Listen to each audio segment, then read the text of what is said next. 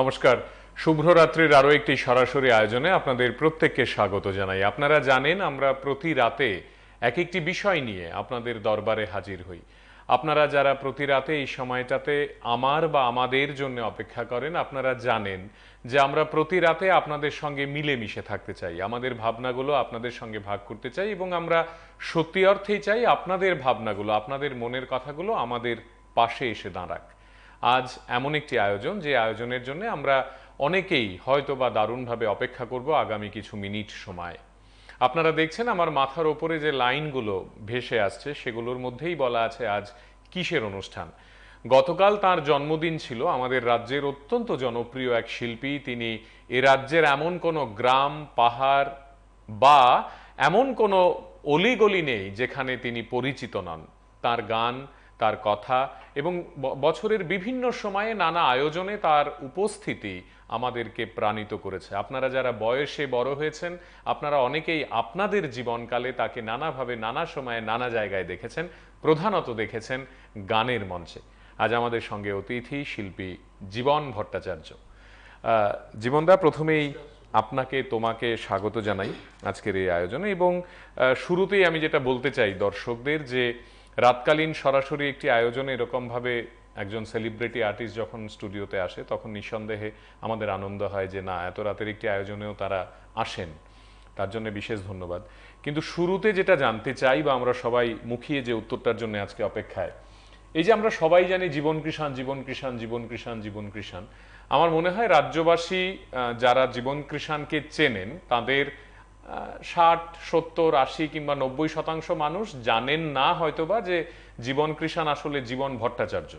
এই যে জীবন ভট্টাচার্য কিভাবে হঠাৎ করে জীবন কৃষাণ হয়ে উঠলেন, আমার আজকের এই অনুষ্ঠানের প্রথম প্রশ্ন আপনার কাছে বা তোমার কাছে এটাই, যে কৃষাণ হয়ে ওঠার গল্পটা আসলে কি, আমরা শুনতে চাই সবাই মিলে। তো আড্ডায় বসেছি শুভ, তোমার সঙ্গে শুরুতেই তোমাকে অনেক ধন্যবাদ, তুমি আজকে আমাকে কল করেছো আড্ডায় বসার জন্য। এবং আমার শ্রোতারা যারা আছে অনুষ্ঠান দেখছেন, আপনাদেরকে অনেক অনেক ধন্যবাদ এবং আমার নমস্কার জানাই। সুব্রত, তুমি যে কথাটা বলছিলে এটা একটা খুব মজার একটা গল্প আছে। গল্পটা হচ্ছে, অ্যাকচুয়ালি আমার নাম জীবন কৃষ্ণ ভট্টাচার্য। এইবার আমরা যখন অর্কেস্ট্রা ট্রিম করলাম, বিভিন্ন ক্লাবে অনুষ্ঠান করতে যাচ্ছি, বিশেষ করে আমরা শুরুটা আমার বাড়ি বিশালগড়, ওখান থেকেই শুরু করেছি তরুণ সংঘ ক্লাব দিয়ে। তো ওখানে আমাদের সঙ্গে অ্যানাউন্সার হিসাবে একজন ছিল, ও পাঞ্জাবি গান করত। তখন গুরুদাস মানের ভীষণ চল, ঠিক আছে। তখন কিন্তু দিলার মেহেন্দি বলো বা অন্য যারা পাঞ্জাবি গান করে, ওনাদের সেইভাবে আবির্ভাব হয়নি ইন্ডাস্ট্রিতে। তো গুরুদাস মানের গান করতেন আর অ্যানাউন্সমেন্টটা উনি করতেন। তো হঠাৎ করে দেখা গেল আমার নাম বলছে জীবন কৃষাণ। আচ্ছা, আরে হ্যাঁ, ও তো একটু পাঞ্জাবি গান করে, তো একটু পাঞ্জাবি স্টাইলে কথাবার্তা বলে, হ্যাঁ, একটু মজার লোক ছিল। এই যে নাম পড়লো, প্রথম প্রোগ্রাম, একটা ক্লাব, দুইটা ক্লাব, তিনটা ক্লাব, আর তখন ক্লাবে ক্লাবে অনুষ্ঠানে প্রচুর লোক হতো। বাস যা হয়, কে এসেছিল, লম্বা চিপচিপে একটা ছেলে, হ্যাঁ, জীবন কৃষাণ নাম। এই থেকে আমার নাম জীবন কৃষাণ হয়ে গেল, মানে হঠাৎ করেই। হঠাৎ করেই। এটা কোন সালের কথা, মানে আমি যদি সাল দিয়ে বিচার করি? আচ্ছা, এইটা হবে ধরো, এমনিতে তো আমি হারমোনিয়াম তবলায় মঞ্চে গান করি। আমি প্রথম যার কাছে গান আমার শুরু হয়েছে, আমাদের বিশালগড়ের শ্রদ্ধেয় উত্তম দা, উনি গজল শিল্পী ছিলেন।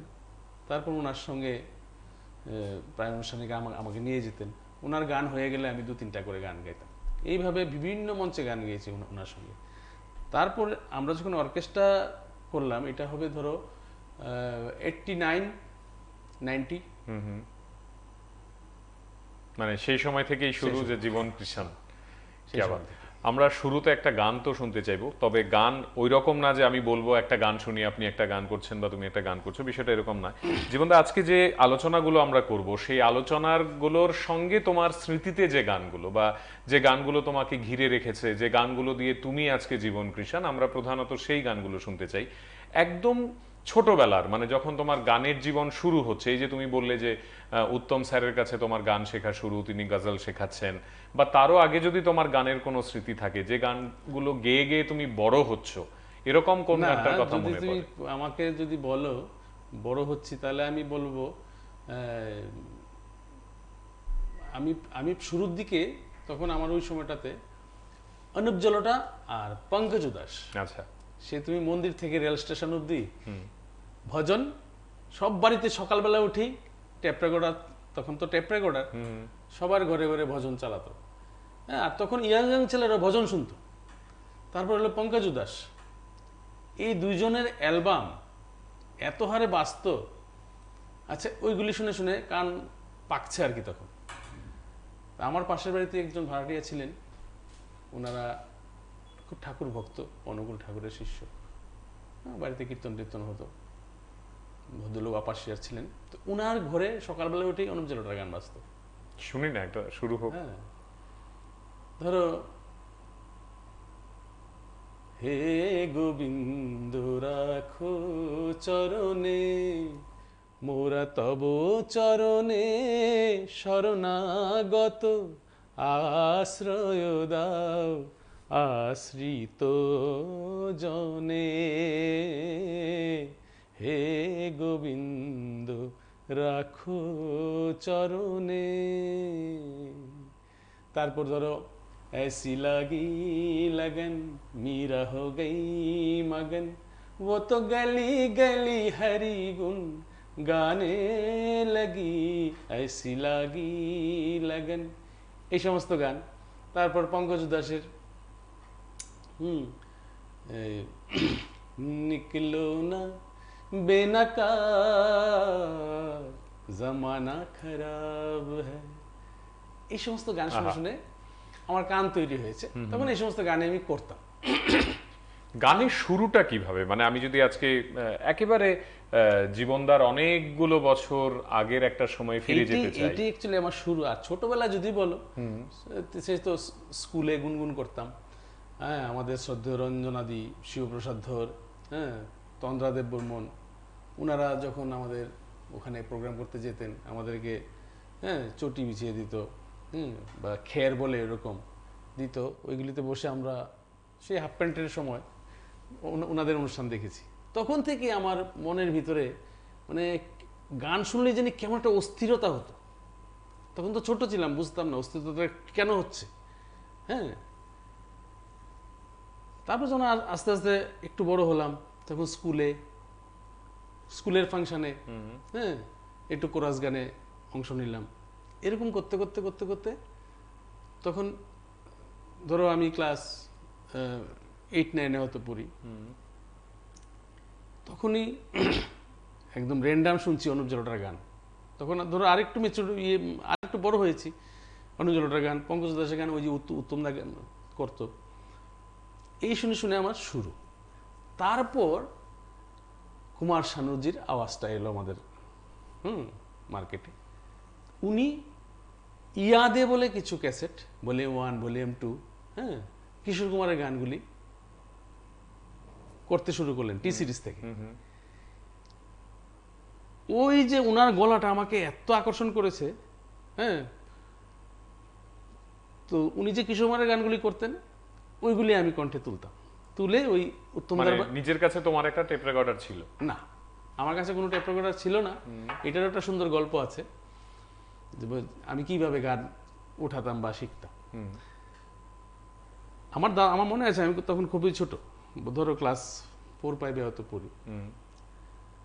আমার দাদা, বড় দাদা পুলিশের চাকরি করতেন। উনি একটা এরকম পাতানো ফিলিপসের সম্ভবত ওনার নাম, মানে সেগুলো সব শুনি আমরা আজকে। ওনার নাম দুলাল ভট্টাচার্য। আচ্ছা, হ্যাঁ, পুলিশে চাকরি করতেন উনি, এখন নাই এই দুনিয়াতে। যাই হোক, তো রাঙাদা বলি, রাঙাদা এই একটা এরকম শুয়ানো টেপ রেকর্ডার, ঠিক আছে, এটা নিয়ে আসলো। আমাদের গ্রামে তখন কারো বাড়িতে টেপ রেকর্ডার নেই।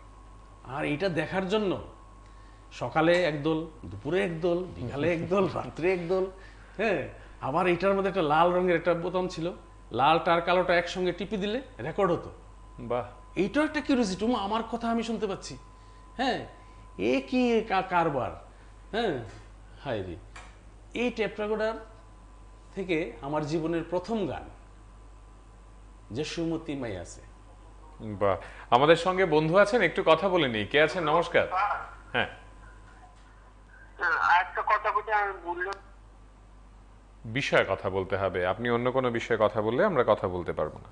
হ্যাঁ, তারপর? তারপর আমার প্রথম গান আমার মনে আছে, তাও কি আমার সবার যে বড় ভাই, হ্যাঁ, উনি আমাকে একটা এরকম চটি বই মেলাতে পাওয়া যেত, গানের বই, হুম, একটা গানের বই আমাকে এনে দিয়েছিল, হ্যাঁ, ওইটার মধ্যে এই যে সুমতি মাই আছে গানটা লেখা ছিল। এই গানটা আমি এই টেপ রেকর্ডারে শুনি, শুনে শুনে শুনে শুনে ওই লেখাটা দেখে দেখে আমি প্রথম গান আমি এটা গাই। আমরা কি শুনবো আজকে? মানে জীবন কিষানের এই যে গল্পটা, মানে তিনি বড় হচ্ছেন, তিনি গান শুনছেন, টেপ রেকর্ডার আসছে টেপ বাড়িতে। রেকর্ডার বাড়িতে এসছে, হ্যাঁ, তারপর এই গানটা উঠালাম, ফার্স্ট গান আমার জীবনের প্রথম গান। তারপর দাদা ট্রান্সফার হয়ে গেছে কোথায়, টেপ রেকর্ডারের সঙ্গে নিয়ে গেছে, পুলিশ মানুষ ব্যারাকে থাকে, টেপ শুনে, তখন টেপ রেকর্ডার নতুন এসছে, ওই যে শোয়ানো টেপ রেকর্ডার, তুমি দেখেছো কিনা আমি জানি না। তারপর আসলো দাঁড়ানো টেপ রেকর্ডার, তারপর তো নানা রঙে ভ্যারাইটিস টেপ রেকর্ডার মার্কেটে। আমি রেকর্ডও দেখেছি, ফিয়েস্তা, ফিয়েস্তাতে গান শুনতাম, আমাদের ছিল না, আমাদের বন্ধুদের ছিল, বন্ধুদের বাড়িতে শুনতাম, রেকর্ড কালো রঙের ছিল, হ্যাঁ, এই চিম্বির কুকুর মার্কা, যাই হোক। তারপর এলো টেপ রেকর্ডার, ক্যাসেট। তারপর আমি যখন আরেকটু বড় হলাম, তখন তো গানের এমন নেশা হয়েছে, আমি টুকটাক ছবিও আঁকতাম, তো ছবি। একটু বন্ধু আছে, কথা বলে নিই। কে আছেন? নমস্কার। নমস্কার সুতরা, বাদারঘাট থেকে দেবদুল্লাহ। হ্যাঁ, বলুন। আপনাকে অসংখ্য অসংখ্য ধন্যবাদ, এমন একজন শিল্পী নিয়ে আসছেন। আর জীবন কিষানটাকে দেখে মনে হচ্ছে সেই পার্থ সারথী ঘোষ, শান্তনু দেবরা, আমাদের যে আরো আরো যারা আছে, অঙ্কিতা, অপর্ণা, সব শিল্পীদের চোখে ভাসে। এত ভালো একজন শিল্পীকে আজকে মানে সঙ্গে নিয়ে এসেছে, মানে কিছু বলার নেই। তো আমি বেশি কথা বললে হয়তো অনুষ্ঠানটা আরো বেশি মানে দেরি হয়ে যাবে। শুধু আপনার কাছে অনুরোধ থাকবো, বন্ধু জীবন কিষানের কাছে, জীবন কিষানও আমাকে চিনে বন্ধু, আমি যখন আইএলএস এ যাই, আমার যদি কাজ নাও থাকে তবু আমি ওর সাথে দেখা করে আসি। সুতরাং বলছি, ওর কাছ থেকে শুধু ইয়ার দুটো লাইন শুনতে চাইতে পারি। ধন্যবাদ দাদা, খুব ভালো লাগলো।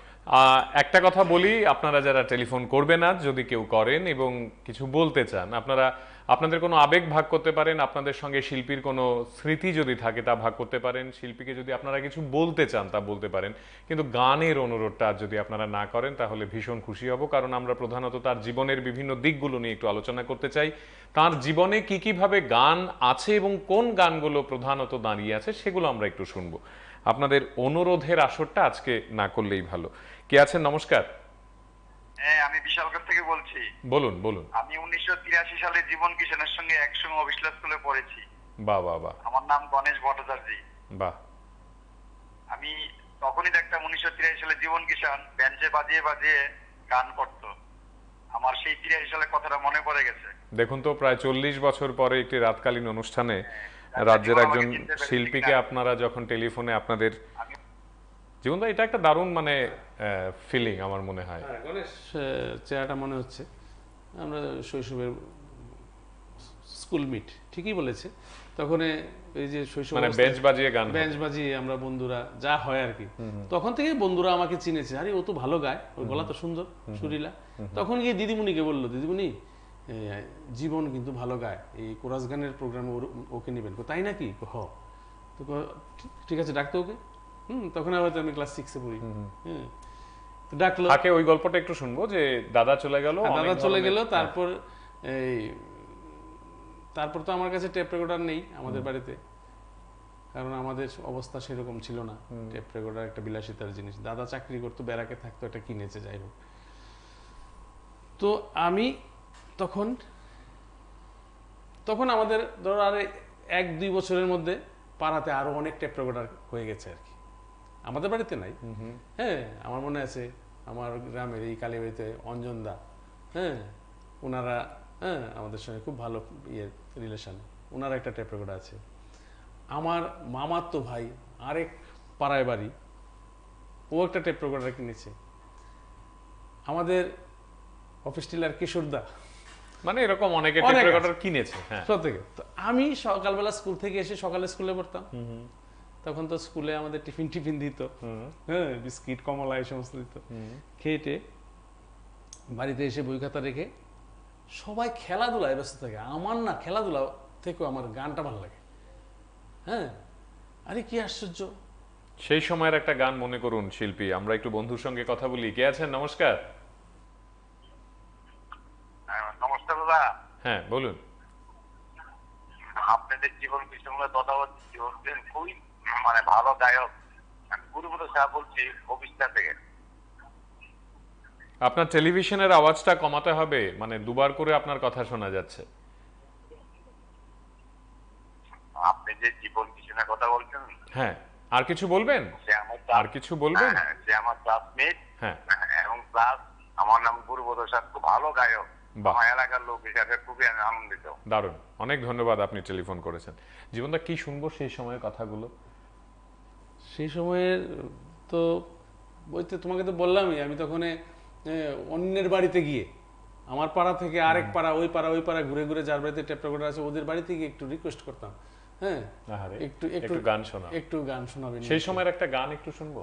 যেমন তখন কুমার শানুজি, হ্যাঁ, তখন কেদার ভট্টাচার্য নামে, তাহলে তুমিও ভট্টাচার্য, আমিও ভট্টাচার্য, শানুদাও ভট্টাচার্য। তো কেদার ভট্টাচার্য নামে একটা ক্যাসেট বের করেছিল, এই মোটা মোটা গোফ, এই উনি বাংলা গানগুলি গেয়েছে কিশোর কুমারের। এইটাও আমি আরেক বাড়িতে গিয়ে শুনে আমার এত ভালো লাগছে, মানে ওনার কণ্ঠটা আমাকে খুব ক্যাচ করছে আর কি। তখন আমি ওনার এই ক্যাসেট থেকে আমি বেশ কয়েকটা গান উঠিয়েছি। আমার কিশোর কুমারের যত গান দেখো, আমি পরবর্তী সময় আমি কিশোর কুমার খুবভাবে শুনেছি, কিন্তু আমার কিন্তু সত্যি কথা বলতে কি ওই ইয়াদে ক্যাসেট থেকে কিন্তু আমার মানে প্রেরণা কুমার শানু। শুনি না, একটা গান শুনে পরবর্তী ফেলি। সময় তো কুমার শানুর কণ্ঠকে নিয়েই আমি পরিচিতি পেলাম। সেই সময় যেমন ছিল কিশোর কুমারের গান, আমি নেই ভাবতে ব্যথায় ব্যথায় মন ভরে যায়, যেই ভাবি আর কোনোখানে আমি নেই, আমি নেই, আমি নেই। একটা আছে, তারপর ধরো, আমার পূজার ফুল ভালোবাসা হয়ে গেছে, তুমি যেন ভুল বোঝো না, মালা গেথে রেখেছি পরাবো তোমায়, তুমি যেন ছিঁড়ে ফেলো না। কে আছেন বন্ধু? নমস্কার। নমস্কার সুরজিৎ দা। হ্যাঁ, জীবনদার আজকে জন্মদিন সম্ভবত। গতকাল জন্মদিন ছিল, আমরা আজকে উদযাপন করছি আমাদের মতো করে। ঠিক আছে, হ্যাঁ, তো শুভেচ্ছা, জন্মদিনের শুভেচ্ছা প্রথমে আপনাকেও নমস্কার। তো আমাদের রাজ্যের একজন প্রখ্যাত শিল্পী, খুবই গুণী শিল্পী, অনেক অনেক শুভেচ্ছা নমস্কার জীবনদাকে। তো আমি আপনাদের চ্যানেলের সম্বন্ধে একটু কথা বলতে চাই। আপনাদের চ্যানেলটা বন্ধ হওয়ার পর যখন শুরু হলো, আবার যখন চালু হলো অনেক সংগ্রামের পর, অনেক ইয়ের পরে, তখন তো একটা শব্দ হয় যে চ্যানেলটা আমরা সবটা সুন্দরভাবে বুঝতে দেয় না। হ্যাঁ, একটা চ্যানেলটা যখন শুরু আচ্ছা, থেকে আজকে একটা আজকে এই কথাগুলো আপনি পরে টেলিফোন করে বলতে পারবেন খুব অনায়াসে। হ্যাঁ, এই মুহূর্তে অনুষ্ঠান যেহেতু চলছে, শিল্পী বসে আছেন, আমরা এগুলো এখন শুধুমাত্র শিল্পীকে নিয়ে কথা, গান নিয়ে কথা, তার জীবনের কোনো স্মৃতি যদি আপনারা ভাগ করতে চান সেগুলো আমরা শুনবো। চ্যানেলে শব্দ হয় বিষয়টা আপনি পরেও টেলিফোন করে আমাদের জানান দিতে পারবেন। অনেক ধন্যবাদ, আপনি টেলিফোন করেছেন। জীবনদা, একটা বিষয় একটু শুনতে চাই। আমি ব্যক্তিগতভাবে জানি বলে বলছি, দর্শকরাও আজকে অনেকেই শুনবেন প্রথমবারের মতো, আবার অনেকে হয়তো বা জানেন যারা খুব কাছ থেকে তোমাকে চেনেন। 7 ভাই এবং 2 বোন নিয়ে তোমাদের বেড়ে ওঠা, এবং তোমার বাবা বিশালগড়ে একজন অত্যন্ত জনপ্রিয় কবিরাজ ছিলেন। অর্থাৎ আমি বলতে চাইছি যেটা, তোমার মা ঘর সামলেছেন, মানে তোমাদেরকে মানুষ করেছেন, এই যে একেবারে মধ্যবিত্ত বা সেই অর্থে নিম্ন মধ্যবিত্ত একটি পরিবারে জন্মেছো তুমি, এবং সেখানে 7 ভাই 2 বোন, মানে 9 ভাই বোনের একটি সংসার, বাবার কবিরাজির সামান্য রোজগার, সেখান থেকে যে বড় হয়ে গান বাজনার মতো একটি শৌখিন বিষয়কে নিজের জীবনে নিয়মিতভাবে প্রশ্রয় দেয়া, এবং এই যে ছুটে ছুটে ছুটে ছুটে বিভিন্ন জায়গায় গিয়ে গান শোনা, এগুলোতে বাড়ির প্রশ্রয় ছিল, মানে মা বাবার আসলে আগ্রহ ছিল? আসলে কি জানো তো, আমাদের খুবই অভাবের সংসার ছিল। 52 সালে যখন রায়ট হয় তখন আমার বাবা কিছুই আনতে পারেনি, নিঃস্ব। আমার জন্ম এখানে, হ্যাঁ, তখন আমার 2 ভাই বোন না জানি 3 ভাই বোনকে নিয়ে এসছে, বাকিরা আমরা এখানেই জন্ম। তার উপর বাবার শ্বশুরবাড়ির লোকজনও হ্যাঁ ছিল। তো সবকিছু মিলিয়ে অভাবের সংসারে গান শেখানো এটা একটা আমাদের জন্য বিলাসিতাই ছিল। আমরা দেখতাম যাদের আমাদের থেকে একটু বেশি পয়সা তারা গান শিখছে, অনেক সময় আমি জানলা দিয়ে গিয়ে চুপি দিয়ে থাকতাম। যদি আমার অনুষ্ঠান কেউ এখানে দেখে থাকে, আমার দিদি স্বপ্নাদি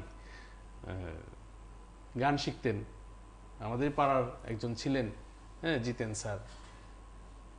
তো আমি জানলা দিয়ে চুপি দিয়ে তোমার এগুলো সব ফ্রেমে ধরা আছে? আমি জানলা দিয়ে চুপি দিয়ে শুনতাম। উনি ক্লাসিক্যাল শেখার পরে একটা গান গাইতেন, ये जिंदगी उसी की है जो खुशी से, হ্যাঁ, লতাজি সেই গানটা আমার এখনো মনে আছে, খুব ভালো গাইতেন। হ্যাঁ, আমি চুপি চুপি করে জানলা দিয়ে এমনি শুনতাম, তাকিয়ে থাকতাম। তখন আমি ছোট, ধরো ক্লাস 3, 4, 5-এ পড়ি এরকম। তখন থেকেই না আমার ভিতরে একটা শিল্পী সত্তা কিন্তু তৈরি হচ্ছে। হ্যাঁ, নতুবা একটা কত ছেলে মেয়ে তো আছে খেলার মাঠে খেলার জন্য ইয়ে থাকে না, আমাকে মাইকে শুনলেই আমি অস্থিরতা করতাম। তখন তো আর বুঝতে পারি না যে আমি হয়তো ভবিষ্যতে একজন আর্টিস্ট হব, কিন্তু আমার মনে আছে আমার একটা অস্থিরতা হতো। আমার খেলার প্রতি এত একটা নজর ছিল না, যেটা গান বাজনার প্রতি ছিল, বুঝলো না? এই পাড়া থেকে ওই পাড়া কত দূর চলে গেছি একটা গান শোনার জন্য, গিয়ে ওখানে গিয়ে কাগজ কলম দিয়ে গানটা লিখে 3-4 বার শুনে মুখস্থ হয়ে যেত। তারপর সারাদিন এই গানটাই গুনগুন করতাম, সন্ধ্যাবেলা গিয়ে উত্তমদার বাড়িতে গাইতাম, উনি হারমোনিয়াম বাজাতো, বাস। এইভাবে আমার হাজার হাজার গান স্টক হয়েছে। আরে বাহ! হ্যাঁ, আরো কত গল্প, টেপ রেকর্ডার। তারপর আমাকে একটা টেপ রেকর্ডার কিনে দেয় আমার টিম, সেটা আমাদের পরিমলদা, হ্যাঁ, সরলা ইলেকট্রনিক্স। সেও অনেক মজার গল্প আছে, হ্যাঁ, গল্পের শেষ নাই। তো কি জানি বলছিলেন? এই যে মানে তোমার এই বেড়ে ওঠার মধ্যে মা বাবার প্রশ্রয় কতটা? মা বাবার প্রশ্রয় নেই। মা বাবা দেখতো, আমি আমার একটা বেড়ার ঘর ছিল, ওইটার মধ্যে আমি গুনগুন করতাম, গাইতাম। এই ফাঁকে আরেকজন বন্ধু একটু কথা বলিনি, কে আছেন? নমস্কার। নমস্কার, আগরতলা থেকে বলছিলাম। হ্যাঁ, আসলে আজকে শুক্ররাত্রি, যদি কেউ জায়গা থাকে অনেক কিছু শিখতে হবে। মানুষ কিভাবে বড় হয়, ঠিক, কিভাবে করতে হয়। 9 জনের সংসার, আজকে জীবন কিষান, জীবন ভট্টাচার্য, অনেকে জানে জীবন কিষান, ভট্টাচার্য অনেকে জানা নাকি দিয়ে রাখছে। ঠিক ঠিক। তাই বলছি রাজ্যের জনগণকে, রাত্রি দেখুন শুক্ররাত্রি, তা শুধু মানুষকে আলোকিত করে। সেখানে আপনার মনে কিছুটা খারাপ লাগতে পারে, নিজের বিবেকে প্রশ্ন করবেন রাত্রিটা কিভাবে যায়, কি আছে। নমস্কার। অনেক ধন্যবাদ, অনেক ধন্যবাদ দাদা। আপনি আমাদের একজন নিয়মিত দর্শক, প্রায়শই টেলিফোন করেন, উৎসাহ দেন, অনেক কৃতজ্ঞতা। জীবনে আমরা কথায় ফিরবো, কিন্তু একটু তো গানেও থাকতে হবে, যেহেতু তুমি শুধুমাত্র গান দিয়ে সারা রাজ্যে এতটা জনপ্রিয়তা অর্জন করেছো। দেখো, যেটা বলছিলাম, কুমার শানুর যখন ইয়াদে ক্যাসেট বেরোনোর শুরু হলো, তার মাঝখানে কিন্তু কিশোর কুমার মারা যান। হ্যাঁ, তখন উনি একটা কিশোর কুমারকে স্মরণ করে গান করেছিলেন। তখন কিন্তু কুমার শানুর ফিল্মি গান আসেনি মার্কেটে, ঠিক আছে? ঠিক। তখন আমার ওই পিরিয়ডটা চলছে আর কি, ওই উত্তমদার বাড়িতে যাওয়া, গান গাওয়া, উনি গাইতেন, আমি গজল গাইতাম, একটু ভজন গাইতাম, হ্যাঁ, 2-একটা ইয়ে গাইতাম, ওই কুমার শানুর গানগুলি যে ইয়াদে।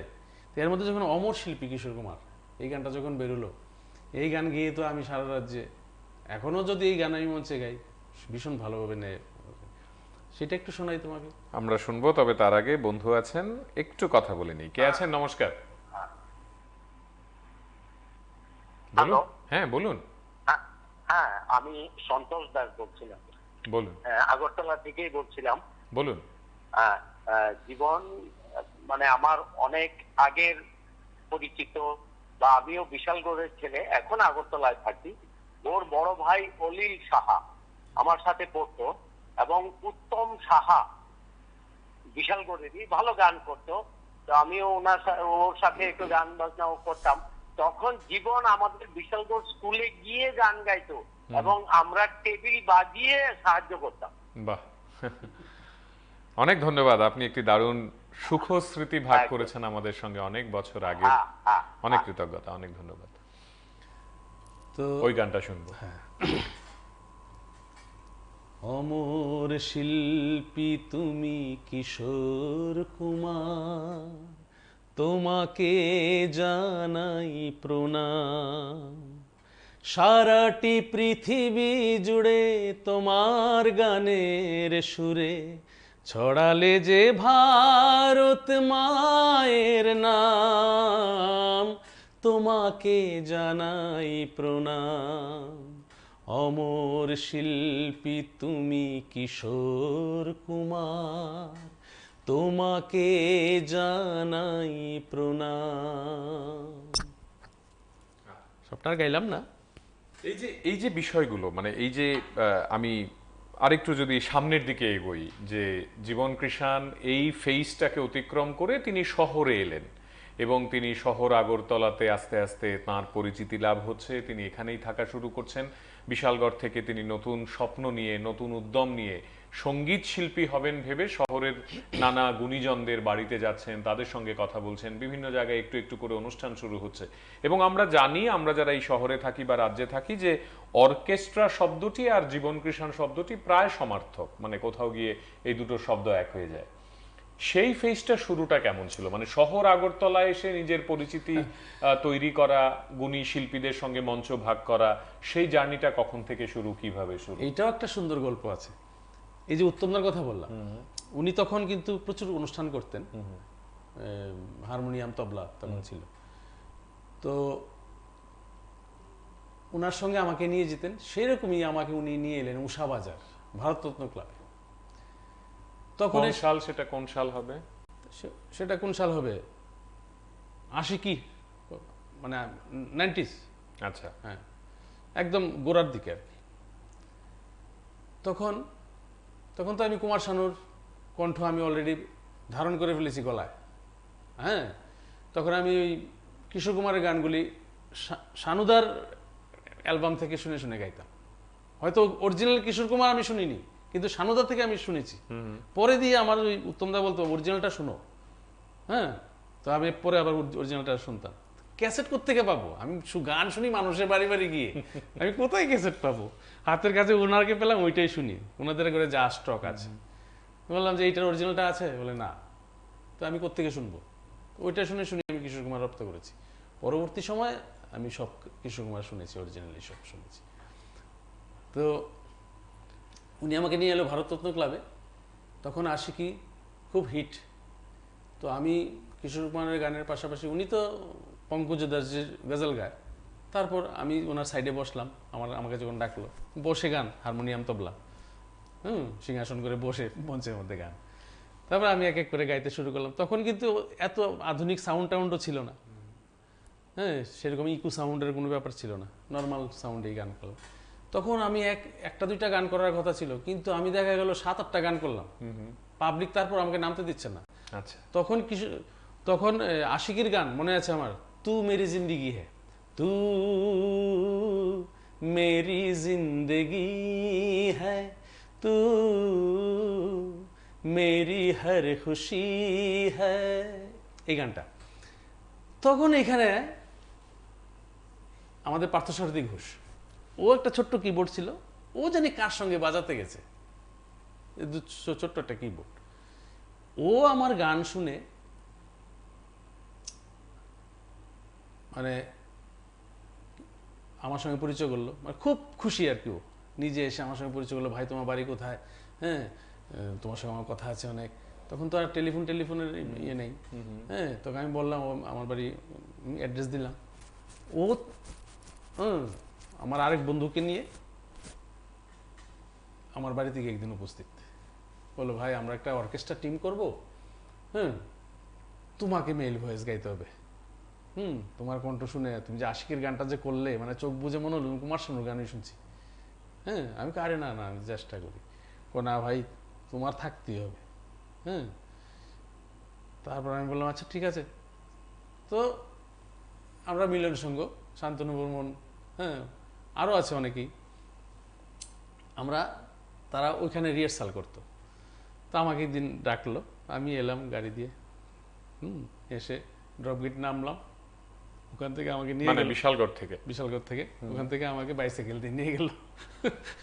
গেলাম, গিয়ে দেখি এই শুরুতে যেরকম হয় আর কি, শান্তনু বর্মন এটা ত্রিপিল বাজাচ্ছে, থুম্বা যেটাকে বলে আর কি, হ্যাঁ কঙ্গু যেটাকে বলে, থুম্বা আরেক জিনিস, এমন তিনটা, ওইটা বাজাচ্ছে, একটা নাল আছে এটা বাজাচ্ছে, না নাল বাজাতো কিরিট রায়, হ্যাঁ আমাদের রাজ্যের তবলা প্লেয়ার, হ্যাঁ ওর মিসেসও গান করতো, আমি করতাম, এইভাবে আমরা শুরু। যাই হোক তখন আমি তো ক্লাস ধরো 11-এ বোধহয় পড়ি, ঠিক আছে।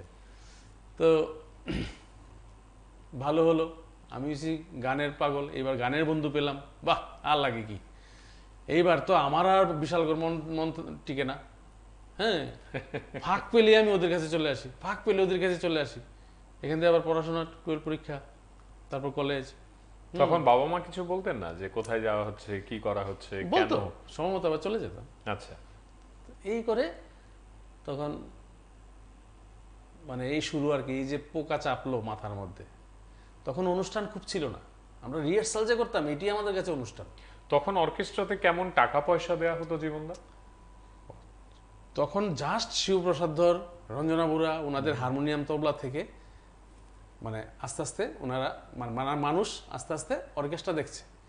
তখন সিম্ফনি বলে একটা টিম করলো, আমাদের শ্রদ্ধেয় জয়ন্তদা, হ্যাঁ তারপর গীত স্বরূপ বলে একটা ছিল, আশিসদার টিম ছিল, হ্যাঁ আশিস ভৌমিকের, হ্যাঁ তখন সপ্তক বলে টিম হলো।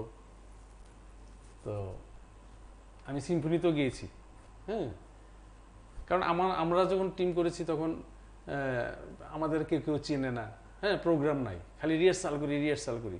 না আমি বলছি সেই শুরুর সময়ে জীবন কৃষাণ সাম্মানিক হিসেবে কত টাকা, আমার এখানে টাকা কত সেটা বিষয় না, আমি ওই সময়টাকে ধরতে চাইছি। তখন আমরা কত পেতাম, কেমন ছিল বিষয়? কত 4000 5000 পুরো টিম, মানে একটা অনুষ্ঠান করলে 3000, হ্যাঁ আমরা গান গিয়ে 50 টাকা পেতাম, 60 টাকা 70 টাকা, এটাই আমি শুনতে চাইছি, মানে তখন সময় 100 টাকা পেলে বিশাল। তারপর আস্তে আস্তে বাড়লো 150 200 এরকম।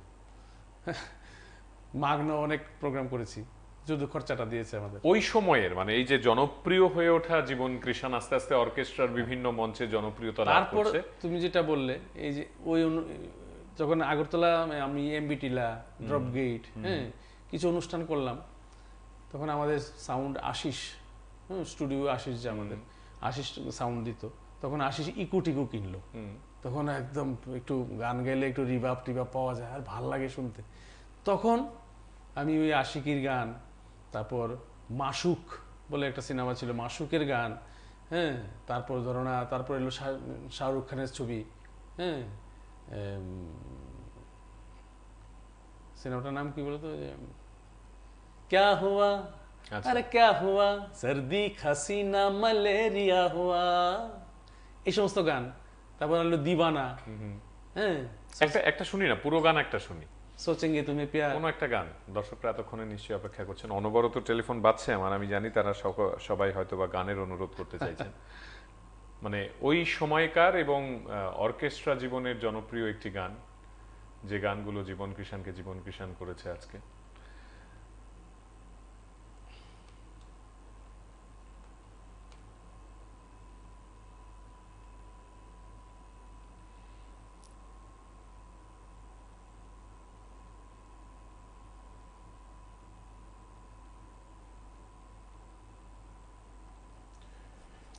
এই একটা গান আমি খুব নাম করেছি, হ্যাঁ সোচেঙ্গে তুমি প্যার, सोचेंगे तुम्हें प्यार करके नहीं, ये दिल बेकरार करके नहीं, ख्वाबों में छुपाया तुमको, यादों में बसाया तुमको, ख्वाबों में छुपाया तुमको, यादों में बसाया तुमको, मिलोगे हमें तुम जानम कहीं ना कहीं, सोचेंगे तुम्हें प्यार करके नहीं, ये दिल बेकरार करके नहीं। এই একটা গান, তারপর আশিকির গান আছে, তারপর বললাম জানতেরে নাম। তোমার তো হিন্দি অ্যালবাম আছে, মানে এটা আমি আবার দর্শকদের বলতে চাই যে জীবন কৃষ্ণ মানেই অন্য অনেক শিল্পীদের গান, এবং জীবন কৃষ্ণ মানেই অর্কেস্ট্রা, জীবন কৃষ্ণ মানেই বাংলা কিছু জনপ্রিয় গান, নাচানাচি, এইসব যেমন আছে, পাশাপাশি তোমার নিজের দুটো হিন্দি অ্যালবাম আছে, যেটা সেই সময়ে, মানে আমি যে সময়টার কথা বলছি, এবং তোমার যখন অ্যালবাম বেরিয়ে গেছে তখন অত্যন্ত চ্যালেঞ্জিং একটি বিষয়, একজন শিল্পী এককভাবে তিনি দুটো হিন্দি অ্যালবাম প্রকাশ করছেন আমাদের এই শহরে। আসলে ওইটারও সুন্দর গল্প আছে।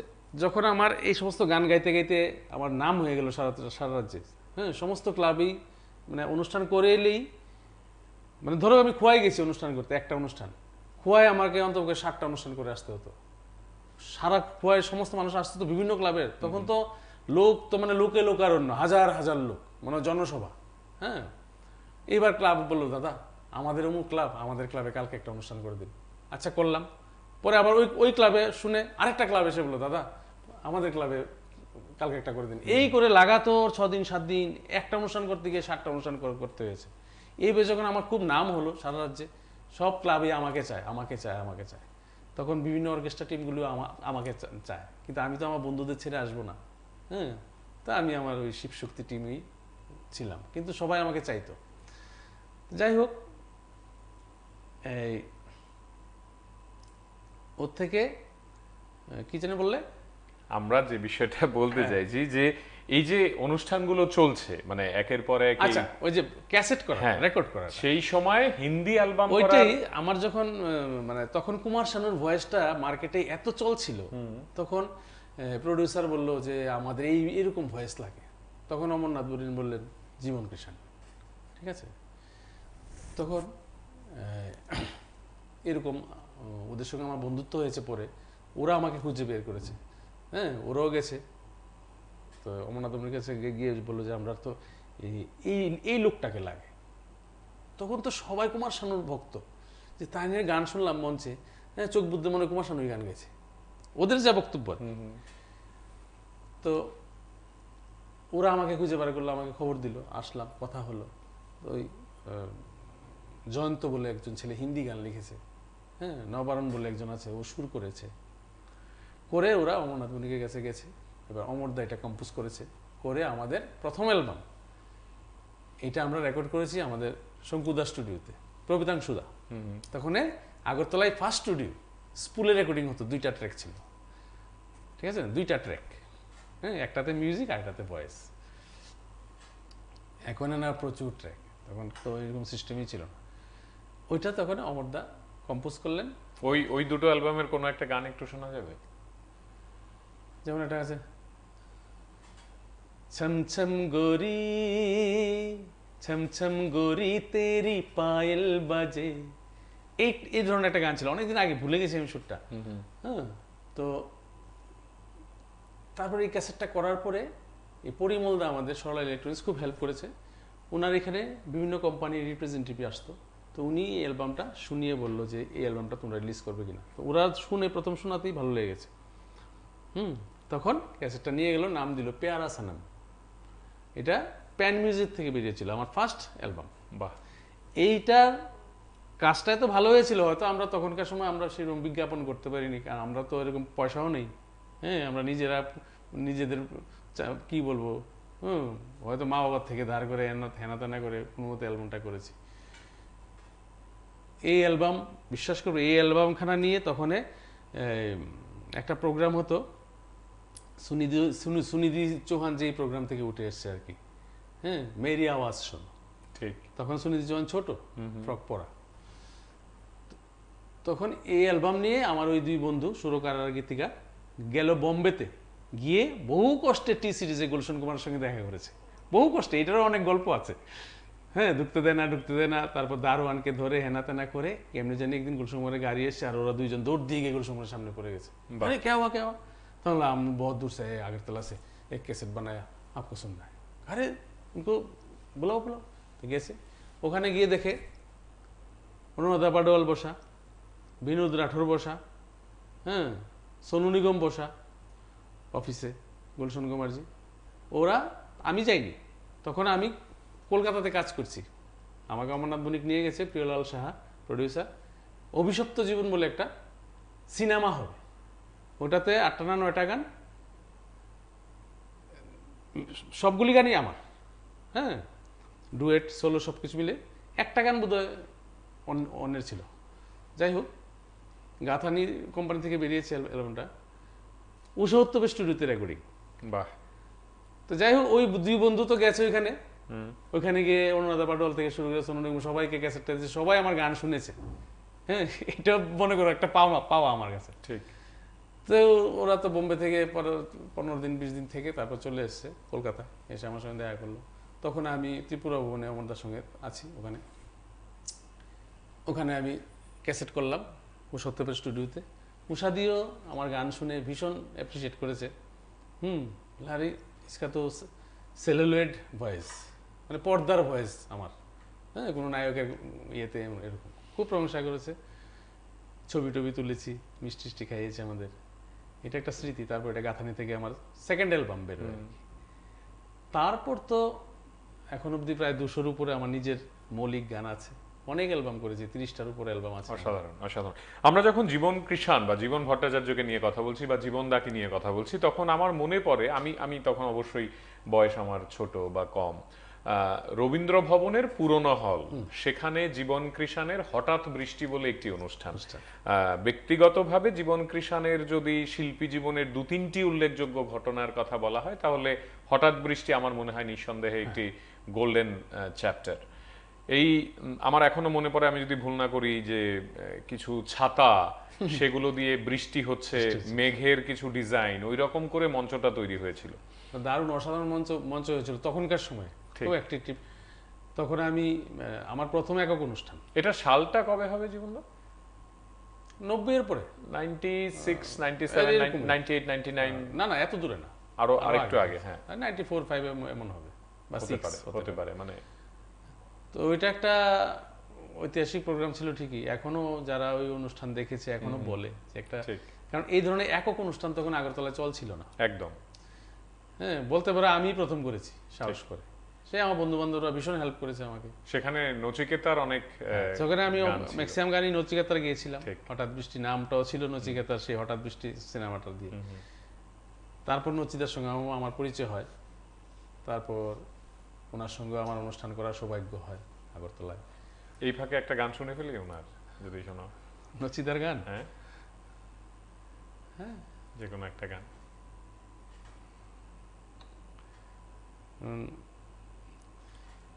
কোনটা করবো? অনেক গানই আছে। যে কোনো একটা গান। কেউ হতে চায় ডাক্তার, কেউ বা ইঞ্জিনিয়ার, কেউ হতে চায় ব্যবসায়ী, কেউ বা ব্যারিস্টার, কেউ চায় বেচতে রূপের বাহারে চুলের ফ্যাশন, কেউ চায় বেচতে রূপের বাহারে চুলের ফ্যাশন। আমি ভব ঘুরেই হব, এটাই আমার এম্বিশন, আমি কোনো বাউল হব, এটাই আমার এম্বিশন। বাহ।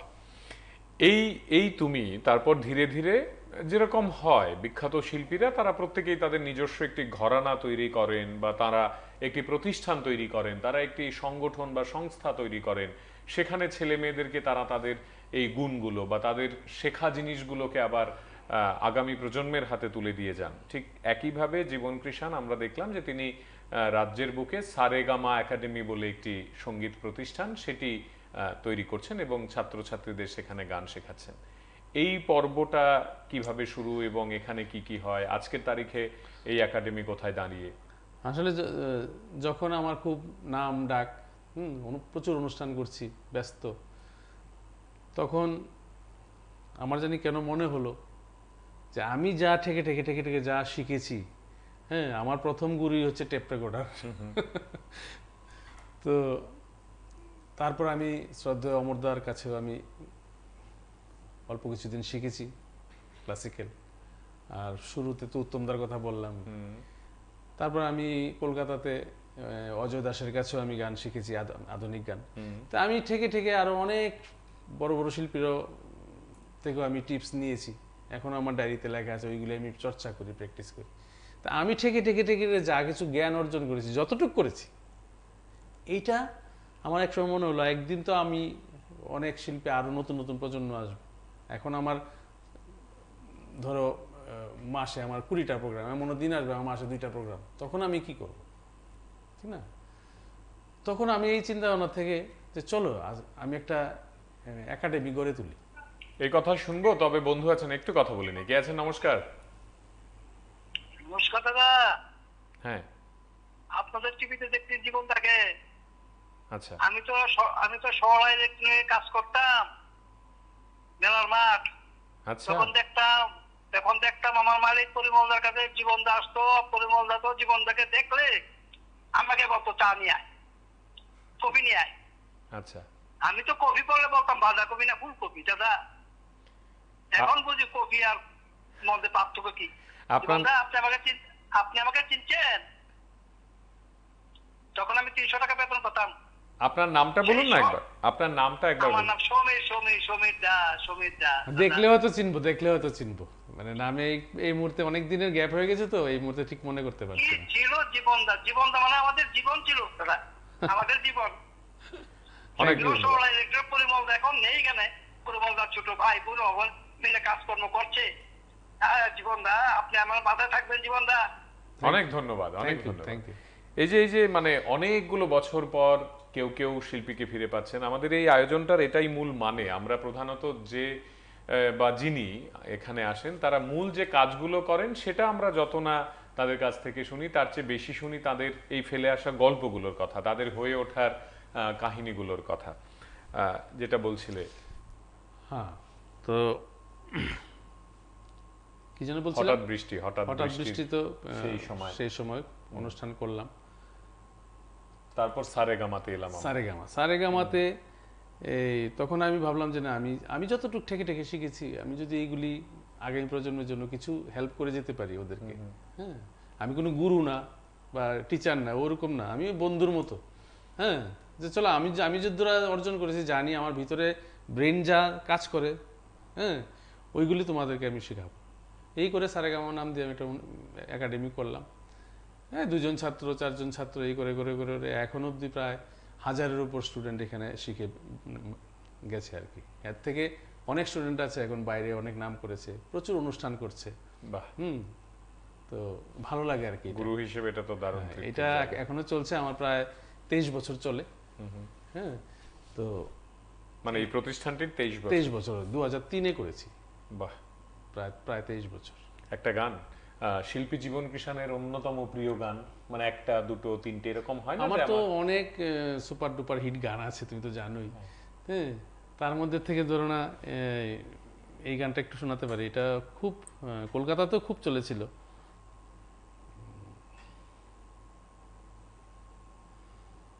বাংলায় নাকি হিন্দি? বাংলা।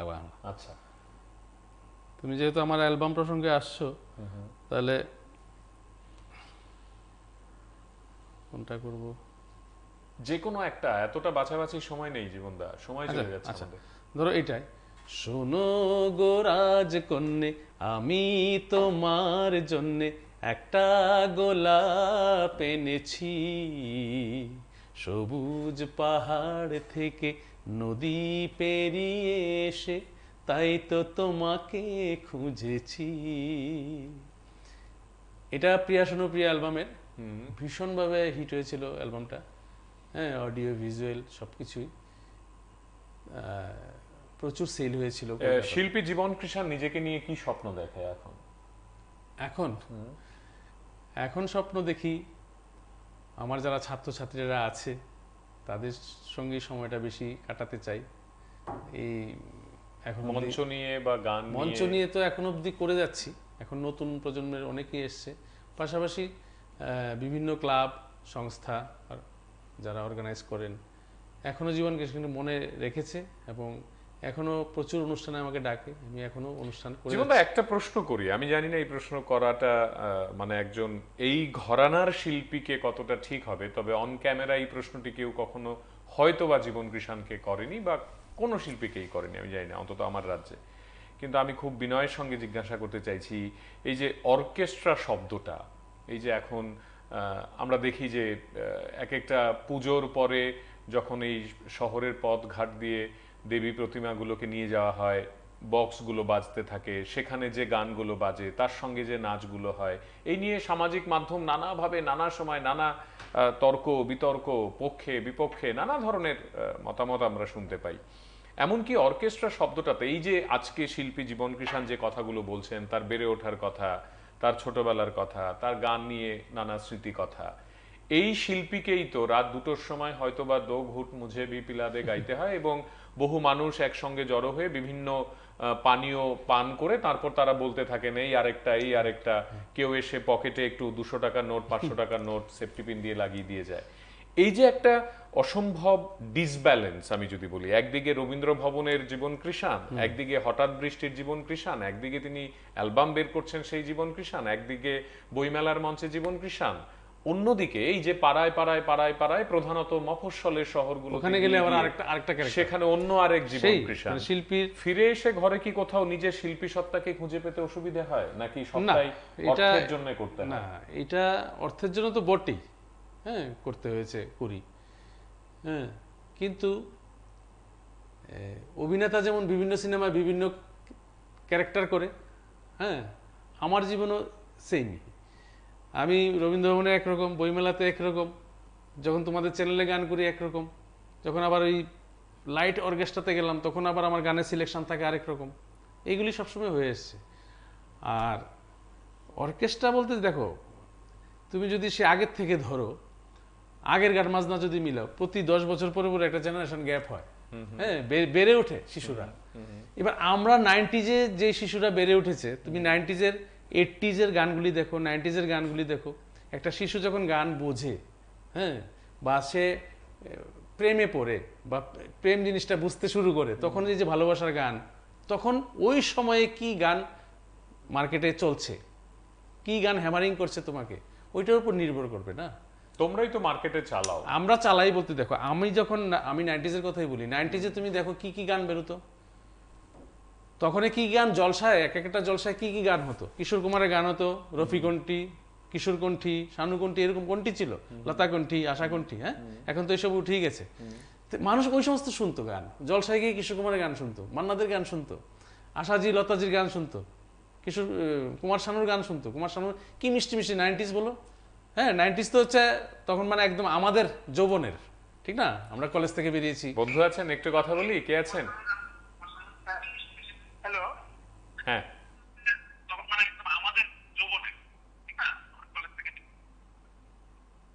হ্যালো, হ্যালো, হ্যাঁ হ্যালো, হ্যাঁ, শুনতে পাচ্ছি। শুভজিৎ, হ্যাঁ, অনেকদিন পর, মানে অনেকদিন পর আমাকে শুনতে পাচ্ছ? হ্যাঁ হ্যাঁ হ্যাঁ, শিল্পী অমর ঘোষ, শুনতে পাচ্ছি আমরা। অনেকদিন পর আজকে জীবন অনুষ্ঠান দেখছি, তাও অনেকটা দেরি করে আমি এসেছি, কারণ কাজে ব্যস্ত ছিলাম। খুব ভালো লাগছে, একটি সুন্দর দিনই জীবনের মাত্র জন্মদিন গেল। আসলে জীবন সম্পর্কে বলতে গেলে আমার একটু বলতেই হয়, যেটা আমার মনে হয় যে আমাদের রাজ্যে যতজন শিল্পী গান করেছেন সবাইকে আমি শ্রদ্ধা জানিয়ে বলছি। অনেক অনেক ভালো ভালো শিল্পীরা রয়েছেন, কিন্তু জীবন কৃষাণের সারা রাজ্য জুড়ে যে ফ্যান ফলোয়ার বা ওর গান নিয়ে যে মাতামাতি বা আবেগ উচ্ছ্বাস আমরা দেখেছি, সেটা মনে হয় না যে আর কারোর এমন হয়েছে বলে। একদম আমাদের এই ত্রিপুরা রাজ্যের ধর্মনগর থেকে সাবরুম বলো, খোয়াই বলো বা গন্ডাস, যেদিকে যাও, জীবন কৃষাণের একটা অসংখ্য ফ্যান ফলোয়ার ছিল। একটা বিশেষ ঘটনা আমার খুব মনে পড়ে, সেটা হচ্ছে একবার তখন জীবন কৃষাণের প্রিয়া সুনপ্রিয়া ক্যাসেট অ্যালবাম বেরিয়েছে, এই কথাটা আমি সবসময় বলি, এবং যেটা আমরা বিশেষ করে বোম্বের জগতে বা আরো এই ধরনের ন্যাশনাল চ্যানেলে দেখি বা বড় ফাংশনে দেখি যে বড় শিল্পীরা যখন গান গেয়েছেন তখন উচ্ছ্বাসের বা আবেগের সীমানা থাকে না। তেমনি জীবন কৃষাণ গান গেয়েছেন আমাদের ভদ্রপুকুরের সেই মডার্ন ক্লাবে, তখন তার নতুন ক্যাসেট বেরিয়েছে, সে মঞ্চ থেকে ক্যাসেট ঢিল ছুঁড়ে ছুঁড়ে মারছে, আর মানে অসংখ্য নতুন ছেলে মেয়েরা, যুবক যুবতীরা, দারুণ। মানে মানে কি বলবো সেটা, ওর ক্যাসেট সংগ্রহের জন্য নিজেদের মধ্যে একটা প্রতিযোগিতা, অসংখ্য ভিড়। সেই দৃশ্য যখন আমি আরো বুঝতে শিখেছি তখন বুঝতে পেরেছি যে অ্যাকচুয়ালি এই দৃশ্য আমরা বিশেষ করে বোম্বে, পশ্চিমবঙ্গের বড় বড় অনুষ্ঠানে দেখি। জীবন এখনো গান চালিয়ে যাচ্ছে, তার প্রতিষ্ঠানকে নিয়ে এগিয়ে চলছে, তার অনেক মানে ছাত্রছাত্রীরা রয়েছে, এবং যে ভালোবেসে গানটা গায়, আমি তাকে খুব ভালোবাসি, শ্রদ্ধা করি। জীবন কিষানের এই সঙ্গীত জীবন আরো আরো সুন্দর এগিয়ে ছিল। আর বহুদিন পর শুভরাত্রি দেখতে পেরে ভালো লাগছে। আসলে অনেকদিন ডিটাচ হয়ে গেছে, অনেকদিন ছিল না। আর আমরা যে টিভিতে রয়েছি সেটা তাতে লোকাল চ্যানেল আসছে না, স্বীকার করে বলছি। কিন্তু এখন থেকে চেষ্টা করবো আবার শুভরাত্রি আমাদের খুবই প্রিয় অনুষ্ঠান, এবং প্রিয় অনুষ্ঠান এগিয়ে নিয়ে যাও, অনেক ধন্যবাদ। সবাইকে সমৃদ্ধ করে। অনেক ধন্যবাদ। অনেকদিন পরে এইভাবে কথা হলো। শিল্পী অমর ঘোষ, আপনাকে অনেক অনেক কৃতজ্ঞতা। আমি অমরদাকে সবসময় গুরুদেব বলেই সম্বোধন করি। অসংখ্য আমার প্রণাম নেবে গুরুদেব, তুমি আমাকে call জীবনদা, করেছো। আমাদেরকে আর বিশেষ করে শুভ্রর কথা তো বলতেই হয়, কারণ আমার অ্যাকচুয়ালি সত্যি কথা বলি, একদম মন থেকে বলছি, কোনো বানানো কথা না, একদম হৃদয়ের অন্তঃস্থল থেকে বলছি। অনেক দিনের স্বপ্ন ছিল শুভ্র রাত্রিতে বসবো, কিন্তু শুভ্র যখন আজকে আমাকে ফোন করেছে, আমি প্রথমত আমি হচকচিয়ে গেছি। হ্যাঁ, শুভ্রর সঙ্গে আমি অনেক মঞ্চ ভাগ করেছি, সেটা অন্য জিনিস। এমন গুণী মানে বাচিক শিল্পী আমাদের রাজ্যে, হ্যাঁ, এটা সবাই জানে। কিন্তু আজকে যে আমি শুভ্রর সঙ্গে শুভ্ররাত্রিতে বসতে পেরেছি, সত্যি অসংখ্য ধন্যবাদ এটা তোমাকে আমাদের এবং প্রত্যেকের- চ্যানেলকে অনেক ধন্যবাদ জানাচ্ছি। আমাদের প্রত্যেকের থ্যাংক ইউ সো অহংকার মাচ। এটি, আমাদের প্রত্যেকের অহংকার এটি, এবং আমরা এরকম একটি সময় বা দিনের জন্য অপেক্ষা করছিলাম, মানে তোমার জন্মদিন। আমি অনেকদিন ধরেই চাইছিলাম যে এটা তোমার জন্মদিন সেলিব্রেশনটা আমরা PB24 এর রাত্রিবেলায় করব। গতকাল কারণে কারণে হয়নি, আজকে এই আয়োজনে আমরা তোমাকে পেয়েছি। আমাদের সময় শেষ। কথা দিয়ে যাও যে তুমি আবার আসবে এবং আমাদের সঙ্গে আড্ডায় থাকবে এবং গানে গানে কথা হবে। আমি PB24 এ অনেক অনুষ্ঠান করেছি, ঠিক। কিন্তু এই শুভ্ররাত্রিতে শুভ্রর সঙ্গে আজকে আমার দিনটা একটা ঐতিহাসিক, অনেক স্মরণীয় হয়ে থাকবে। অনেক আজকের গানের দিনটা। অনুরোধ, অনবরত অনেক গানের আছে, অনুরোধ অনেক আসছে। গল্প বলারও বাকি আছে, সেগুলো শুনতে অনেক হবে। গান শোনানোর বাকি আছে, অনেক আমার জীবনের অনেক অজানা কাহিনী বলারও বাকি আছে, সময়ে হয়নি। দর্শকদের কথা দিয়ে যাও যে তুমি এটা আসবে। কথা দিলাম আপনাদের, আমি আরেকদিন আসবো, ঠিক। গানও শোনাবো, সব কথা হবে। আমার জীবনের অনেক অজানা কাহিনীও আমি শোনাবো। অনেক ধন্যবাদ জীবনদা, অনেক ধন্যবাদ। আপনারা যারা এতক্ষণ আমাদের সঙ্গে ছিলেন, আমাদের সময় শেষ, কিছু করার নেই। শিল্পী জীবন কৃষাণকে আমরা একটি ছোট্ট ফ্রেমে ধরতে চেয়েছি। আসলে 40 বছরের সঙ্গীত জীবন যে মানুষটির, তাকে চট করে 1 ঘন্টার একটি আয়োজনে ধরা যায় না, যাবেও না। আমরা আজকে সেই অর্থে গান শুনিনি, এটাই আমাদের উদ্দেশ্য ছিল যে তার কথাগুলো একটু বেশি করে শুনি। আজকে প্রায় 50 মিনিট আমি বলবো যে তিনি শুধু কথা বলেছেন। এরকমটা তিনি শেষ কবে করেছেন কোন অনুষ্ঠানে আমরা জানি না। সুতরাং এই প্রক্রিয়াগুলো জারি থাকবে, তিনি আবার আসবেন, আপনাদের সঙ্গে কথা বলবেন। ঠিক এমনভাবেই আগামীকাল নতুন কোনো বিষয়, নতুন কোনো ভাবনা, স্টুডিওতে হয়তো বা অন্য কেউ আপনাদের অপেক্ষায়। আমরা অপেক্ষা করব আপনাদের প্রত্যেকের। আজ এ পর্যন্তই, শুভরাত্রি।